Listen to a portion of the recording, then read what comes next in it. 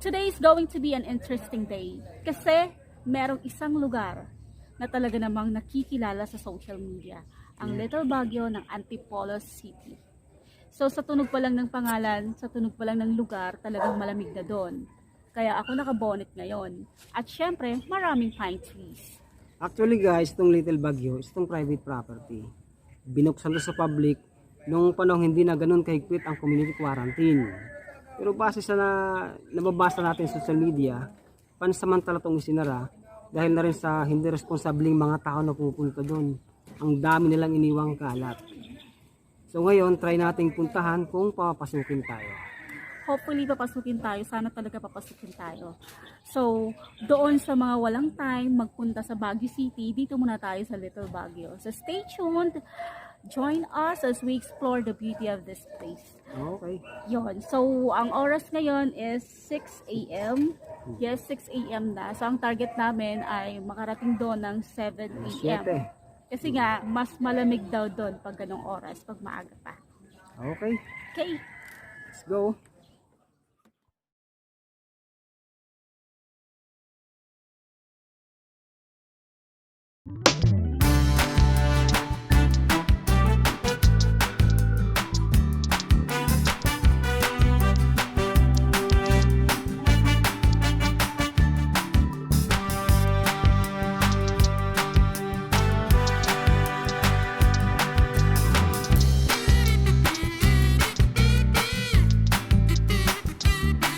Okay guys, nasa Marilaki Highway na tayo. Ang daan na nagdudugtong sa Marikina, Rizal, Laguna at Quezon. Kaya siya tinawag na Marilaki Highway.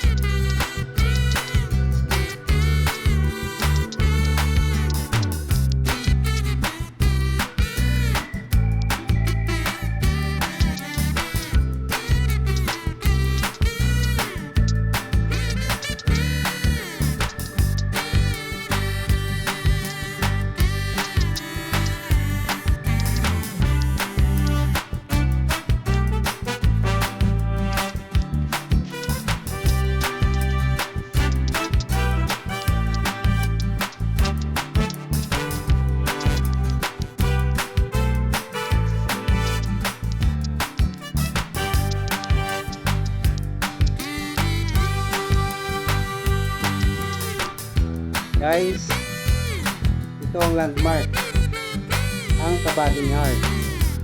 Pag nakita nyo to, kumaliwa kayo.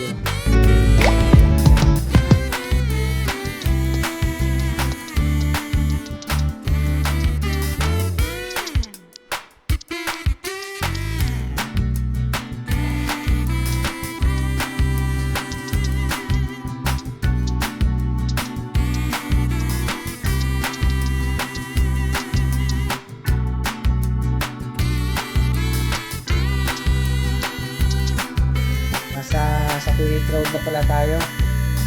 Medyo malapit na tayo sa ating destination.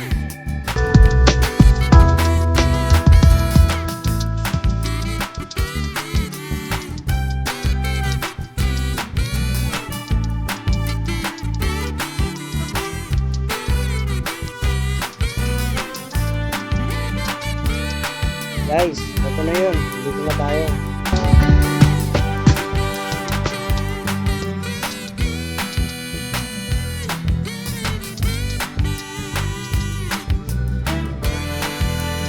Papansin nyo dito, marami na nakaparadang motor. Ibig sabihin, may lang na pala sa amin na gusto makita ang kagandahan ng Little Baguio.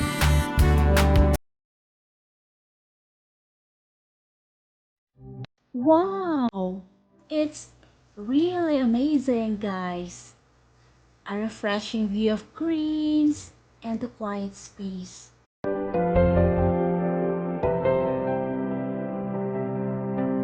Well guys, luckily pinapasok naman kami. So let's go explore this marvelous place. You see that, guys? Grabe. Breathtaking talaga. Tingnan nyo yung mga pine trees. Perfect.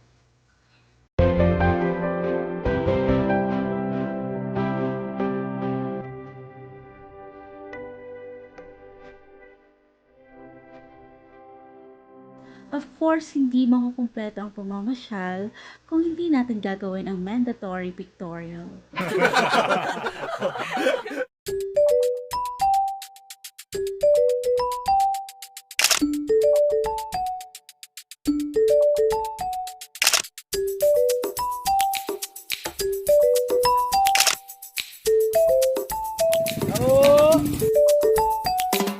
Uy! May nagtitinda din naman pala dito ng taho. Buti naman kasi hindi pa kami nakakapag-breakfast.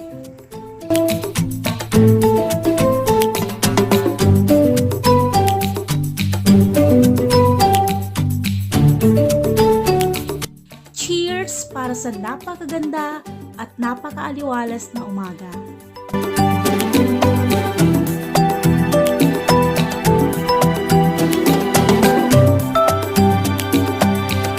As you can see, marami ding namamasyal kasama ang kanilang buong pamilya.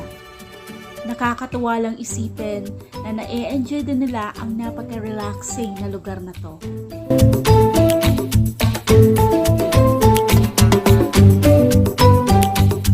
Okay, hanap pa ulit tayo ng perfect spot para sa second part ng ating mandatory pictorial. Limited lang kasi guys ang magagawa niyo dito. Like, you can walk around, mag-jogging, and take lots of pictures. And of course, enjoy nyo din ang pine trees and fresh air.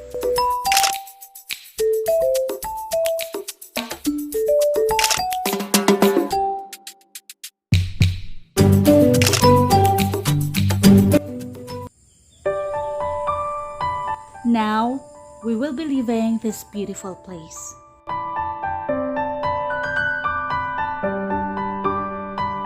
Gustuhin man namin magstay sandali, pero may mga bagay talaga na kailangan ng pakawalan.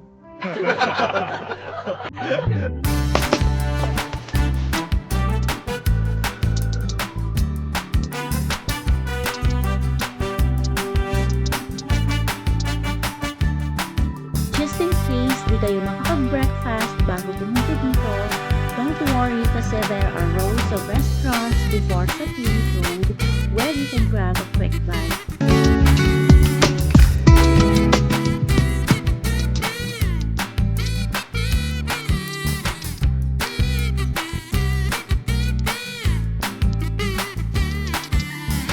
So far, okay naman yung food nila at reasonable naman yung price.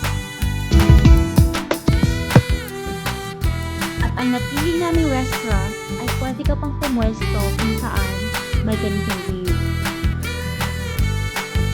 Well, for me, for us, mako-consider talaga namin ang Sapinic Road as Little Baguio. Base na rin yun sa nakita namin dun sa lugar na yon, na talagang ang daming pine trees, ang gaganda ng mga pine trees, ang lamig ng lugar. Sa mga pupunta po doon, please to remember to take nothing but pictures, leave nothing but footprints. Tatandaan po natin na ang lugar na yon is a private property. Magpasalamat na lang tayo at rin sa atin ang may-ari. Okay, pa-shoutout naman tayo. Shoutout pala sa tropa nating bakers na sina Ninyo Batalyer at Mark Labas. Salamat sa inyong dalawa kapatid. Salamat sa suporta. At saka maraming salamat din sa pinagbilhan namin ng taho sa Little Baguio na sa Ridan, Aranda. Maraming salamat. Maraming salamat at huwag niyo pong kakalimutan mag-subscribe sa channel namin at hanggang sa mga next vlogs namin, sana patuloy niyo po kami suportahan. Okay, thank you. Thank you.